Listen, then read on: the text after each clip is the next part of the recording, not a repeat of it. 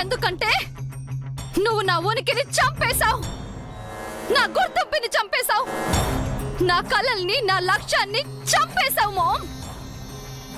నా గతాన్ని నా భవిష్యత్తుని అన్నిటినీ చంపేశావు. ఈ భూమి మీద నేననేదాన్నే లేనని నన్ను చంపేశావు. No baby, you're alive. No mom, I'm dead. నేను చచ్చిపోయాను, అది నీ వల్ల.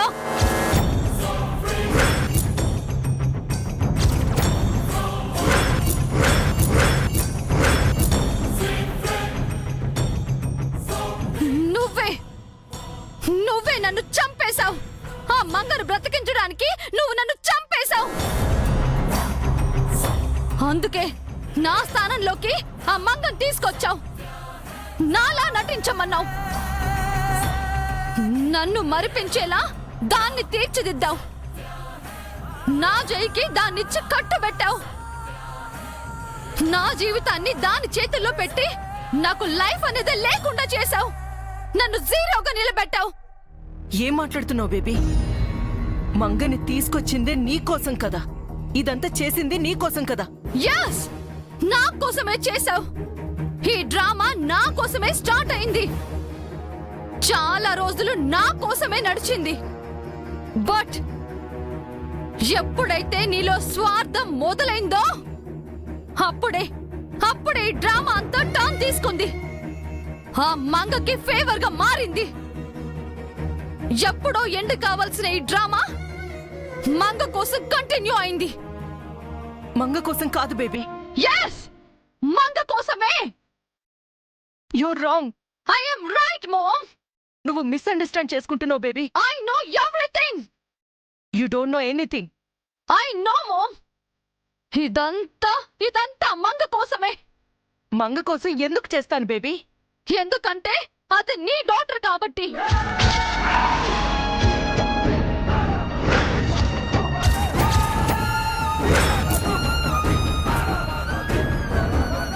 బేబీ, ఎస్, ఆ మంగ నీ పేగు తెంచుకొని పుట్టిన నీ కూతురు.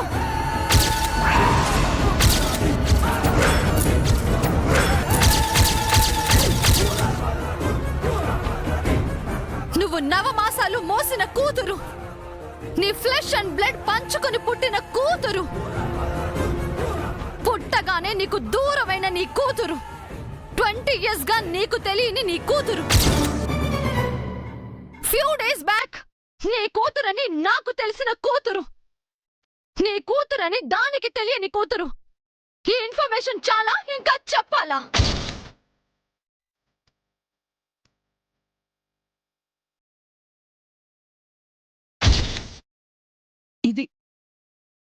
ఇదంతా నీకెలా తెలిసింది బేబీ?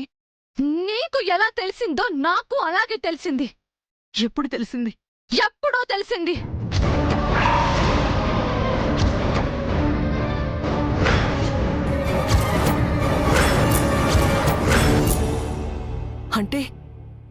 అంటే ఇన్నాళ్ళు మంగని సిస్టర్ అని తెలిసి నువ్విదంతా... స్టాప్ ఇట్ మామ్.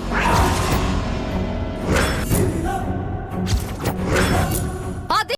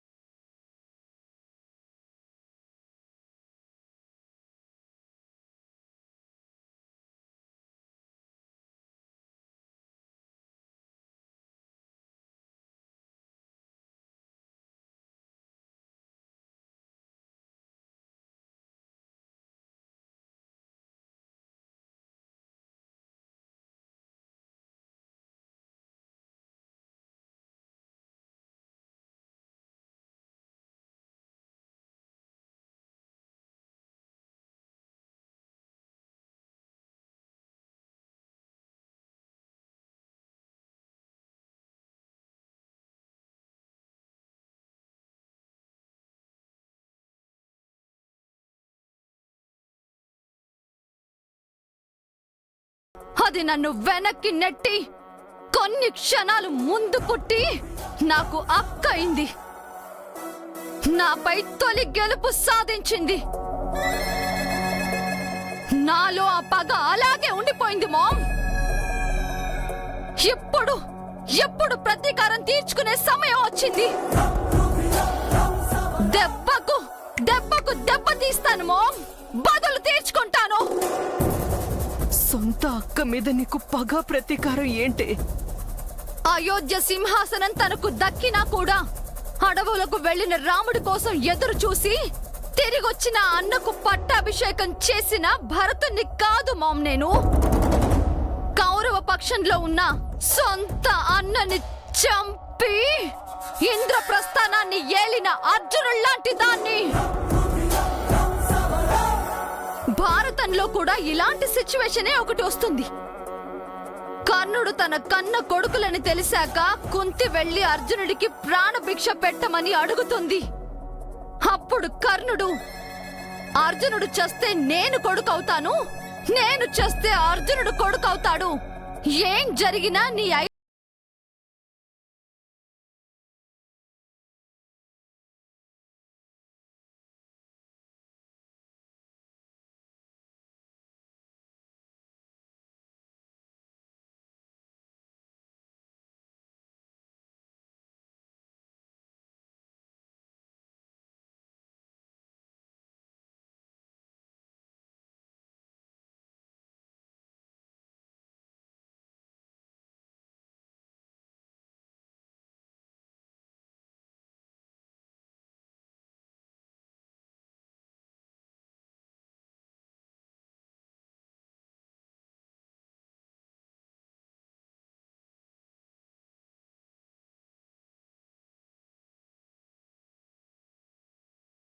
చూస్తుంది.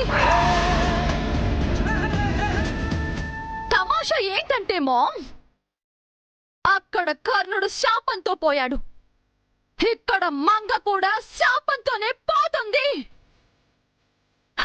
వాట్ ఏ కోఇన్సిడెన్స్ కదా. History repeat. నాకు తోడు పుట్టింది కదా అని నా జీవితంలో స్థానం ఇవ్వను. నా జైతో తాళి కట్టించుకుందని నా జైని దానికి చెయ్యను. అండర్ గ్రౌండ్ లో ఉన్న నన్ను బయటికి రప్పించాలని అది చూస్తుంది, కానీ దాన్ని పైకి పంపించాలని నేను చూస్తున్నాను మామ్. అది శాపంతో పోతుందో లేక నా చేతిలో పోతుందో వెయిట్ చేసి చూడు మామ్. కానీ అతి త్వరలో అది పోవడం పక్కా. 20 ఏళ్ల నా పగ తీర్చుకోవడం గ్యారంటీ. నీకు ఒక్కరే డాటర్, దట్స్ మీ.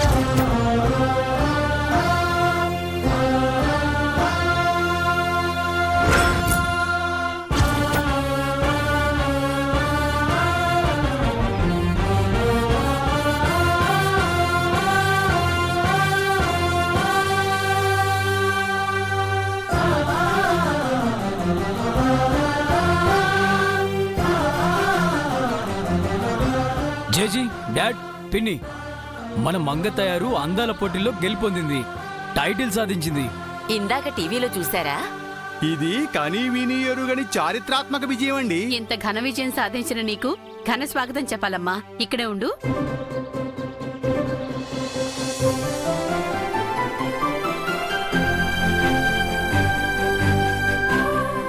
ఏంటొదినా, ఇప్పుడు హారతిచ్చి దిష్టి తీయాలా? మరి నా కోడలపై ఎంతమంది కళ్ళు పడ్డాయో, ఎంతమంది దిష్టి పెట్టారో. ఇరుగు దిష్టి, పొరుగు దిష్టి, ఊళ్ళో వాళ్ళ దిష్టి, ఇరుగు దిష్టి, పొరుగు దిష్టి, పాపిస్ట్ వాళ్ళ దిష్టి, అందరి దిష్టి పోవాలి.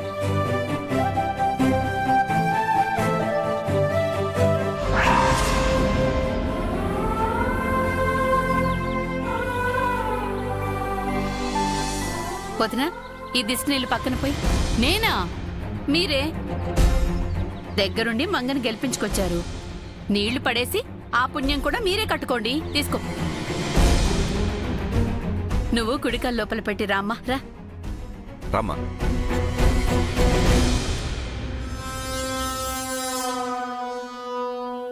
ఇంకా దిష్టి బొమ్మల చూస్తావేం చంద్రిక? ఆ దిష్టి నీళ్లు బయటపడే. ఏంటి మీకు కూడా లోకువైపోయానా? అంటే నా ఉద్దేశం, అసలు నా గురించి ఏమనుకుంటున్నారు? దిష్టి తీసింది నీళ్లు పడేయలేదా? ఆవేశపడకు చంద్రిక. అక్కడ నిప్పు అంటించి వచ్చాం కదా. నిత్య తుస్సుమనే బాంబు కాదు, పేలే బాంబు. వీళ్ళ సంగతి తనే చూసుకుంటుంది. ఆ నీళ్లు పడే. ఛే! పెద్ద చదువు అనుభవం లేకపోయినా, ఫ్యాషన్ షోల గురించి తెలియకపోయినా పోటీలో గెలిచావంటే నీ ఆత్మవిశ్వాసం చాలా గొప్పదమ్మా. ఈ ఇంటి పరువుని, గౌరవాన్ని ఇనుమడింపచేశావు.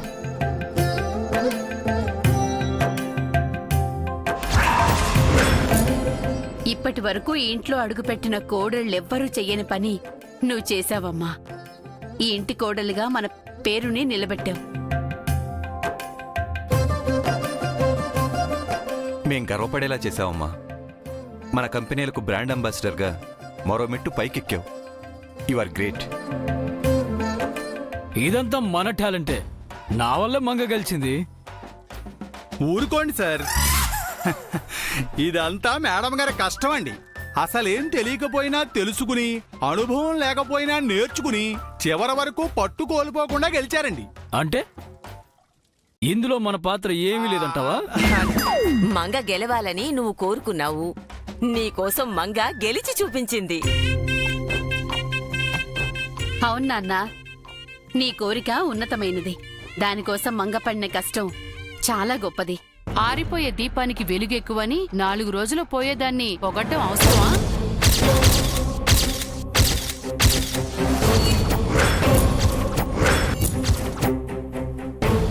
ఏం మాట్లాడుతున్నావు చంద్రిక?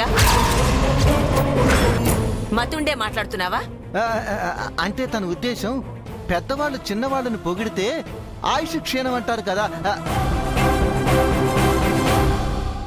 అయితే అది చెప్పే విధానం ఇదా? మంగ మంచి కోరి చెప్పాను తప్ప, తాను నిజంగా 4 రోజుల్లో చనిపోతుందన్నట్టు అంత ఉలికి పడతారెందుకు? స్టాప్ ఇట్ అత్తయ్య.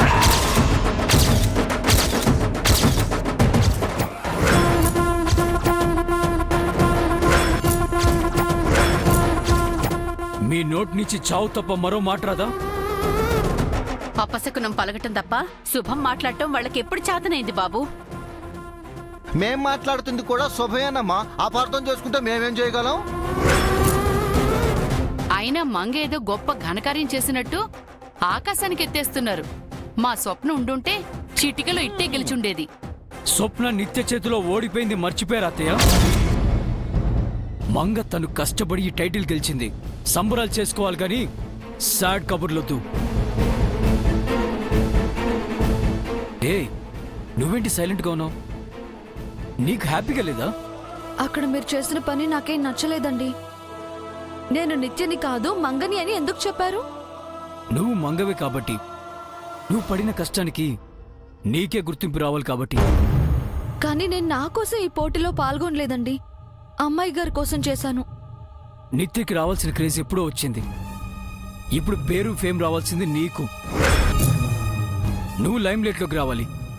సూర్యదేవర అలువేలు మంగతాయారుగా నీ పేరు మారుమోగిపోవాలి. అదే నా కోరిక.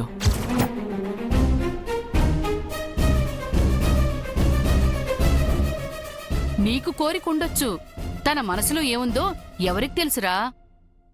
తన మనసులో ఏమీ లేదు. మీరు అనవసరంగా దాన్ని పొల్యూట్ చేయకండి. ఏమాలుడు, ఇదంతా నిత్య కోసం ఉంటుంది కదా. నిత్య బతికే ఉందని, తనను బయట పెట్టాలని ఇదంతా చేసి ఉండొచ్చు కదా.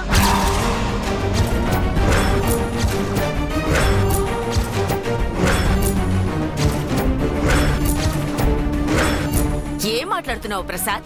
నిత్య ఏనాడో చనిపోతే తను బతికుందని మంగ ఎలా అనుకుంటుంది?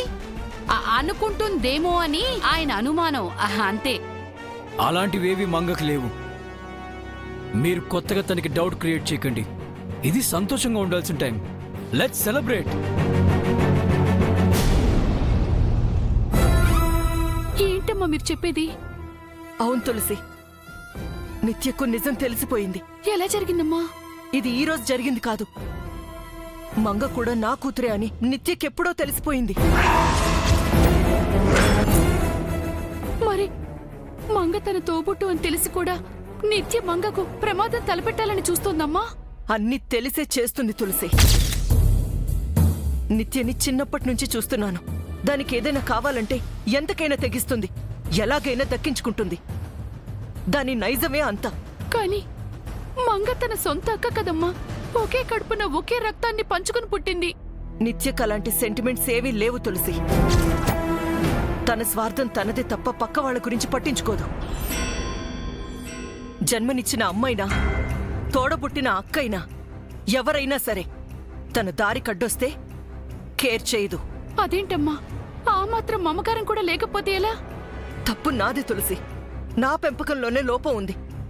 ఒక్కగానొక్క కూతురు కదా అని చిన్నప్పటి నుంచి అతి గారాబం చేసి అది ఏదడిగితే అది ఇచ్చేదాన్ని. మంచి చెడు చెప్పడం మాని అది ఏం చేస్తే అది రైట్ అనేదాన్ని. అప్పటినుంచి నిత్య తను ఏం చేసినా అదే రైట్ అనుకుంటుంది. తప్పొప్పుల గురించి ఆలోచించడం మానేసింది. నా కూతురికి నేనొక మంచి తల్లిని అయ్యాననుకున్నాను, కానీ అది ఇలా తయారవుతుందని అనుకోలేదు. ఇప్పుడైనా చెప్పి చూడొచ్చు కదమ్మా. మొక్కై వంగనిది మానే వంగుతుందా తులసి? అదెప్పుడో నా చెయ్యి దాటిపోయింది. నా మాట వినే స్థితిలో లేదు. నువ్వు మంగని పెంచినట్టు నేను నిత్యని పెంచుంటే ఈరోజు మనకి బాధ ఉండేది కాదు. మంగా నిత్య అన్యోన్యంగా మన కళ్ళ ముందే ఉండేవారు. కేవలం నా తప్పు వల్లే అక్క చెల్లెళ్ళు కత్తులు దూసుకుంటున్నారు. నిత్యను బయట పెట్టాలని మంగని చంపాలని నిత్య. ఈ పరిస్థితి పగవాళ్లకు కూడా రాకూడదు తులసి. ఇప్పుడేం చేద్దామమ్మా? అదర్థం కాకే నీ దగ్గరకొచ్చాను. నా మనసులో బాధని నీతో చెప్పుకుంటే కాస్తైనా గుండె బరువు తగ్గుతుందని వచ్చాను. అన్నీ తెలిసి ఏమీ చేయలేని నిస్సహాయ స్థితిలో ఉన్నాను తులసి. నా ఇద్దరి కూతుళ్ళని ఎలా కాపాడుకోవాలో అని తెలియని స్థితిలో ఉన్నాను.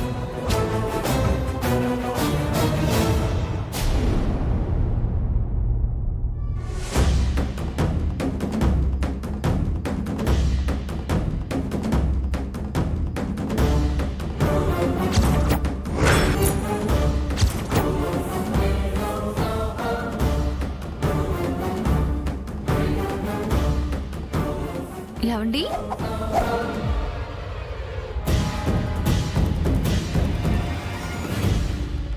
ఏమండి?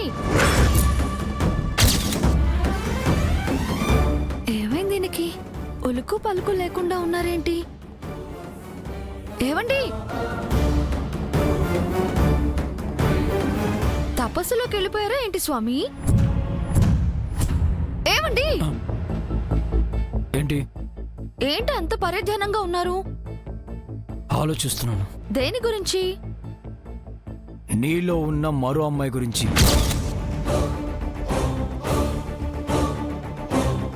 నాలో ఉన్న మరో అమ్మాయా? కొంపదీసి నీకు నిత్య బ్రతికే ఉందని తెలిసిపోయిందా? ఎవరండి ఆ అమ్మాయి? నీకు తెలుసు? నాకు తెలుసా? అవును, బాగా తెలుసు.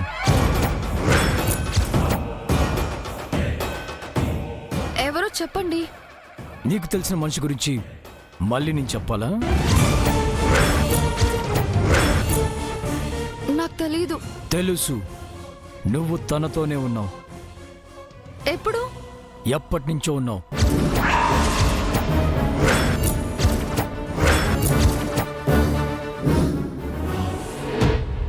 మీ ఇద్దరి పేర్లే వేరు, రూపం ఒకటే. అవే కళ్ళు, అదే ముక్కు, అదే పెదాలు, అవే బుగ్గలు, అదే కంఠం, అదే గడ్డం. టోటల్గా మీ ఇద్దరు ఒకేలా ఉంటారు. అనుమానమే లేదు. ఈయన నిత్య గురించి చెప్తున్నారు. అదేంటంటేనండి, నన్ను చెప్పని. నువ్వు నన్ను మోసం చేశావు. మోసమా? అబద్ధం చెప్పావు. నేనా? నా దగ్గర ఒక విషయాన్ని దాచిపెట్టావు. నిన్నటి వరకు నాకు కూడా తెలీదు. తెలిసిన వెంటనే నేను షాక్ అయ్యాను. సారీ అండి. ఎందుకు? అంటే నేను మీకు విషయం చెప్పనందుకు. మళ్ళీ చెప్పడం ఎందుకు? చూపించావుగా.